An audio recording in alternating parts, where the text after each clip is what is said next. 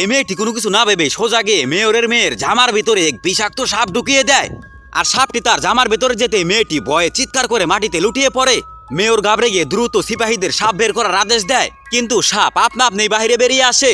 এরপর মেয়র অনেক রেগে গিয়ে মেয়েটিকে থাপ্পড় মেরে মাটিতে ফেলে দেয়। আর এরপর মেয়র সিপাহীদের আদেশ দেয়, ওকে আমাদের গুপ্ত কুঠুরিতে আটক করে দাও। আর এখানে পৌঁছে মেয়েটি বুঝতে পারে আগে থেকে এখানে অনেকগুলো লোক আটক রয়েছে। আর তখনই তারা হঠাৎ খেয়াল করে উপর থেকে একটি ড্রাম নিচের দিকে আসছে। আর ড্রামটি মাটিতে পড়তে এখান থেকে হাজার হাজার বিষাক্ত সাপ বেরিয়ে আসতে থাকে। ভয় পেয়ে সবাই চারদিকে দৌড়াদৌড়ি শুরু করে দেয়। আর দৌড়াতে দৌড়াতে মেয়েটি পড়ে যায় আর সাপগুলো তাকে ঘিরে ফেলে। আর এই অবস্থা দেখে জ্যাক দৌড়ানো ছেড়ে দিয়ে মৃত্যু কবুল করে নেয়। আর শেষমেশ শুধুমাত্র দুটো মেয়ে জীবিত ছিল। আর ভিক্টোরিয়া দৌড়ে দ্রুত পাথরের উপরে ওঠে নিজেকে বাঁচানোর জন্য, কিন্তু শেষমেশ সাপগুলো তাকে ঘিরে ধরে মেরে ফেলে।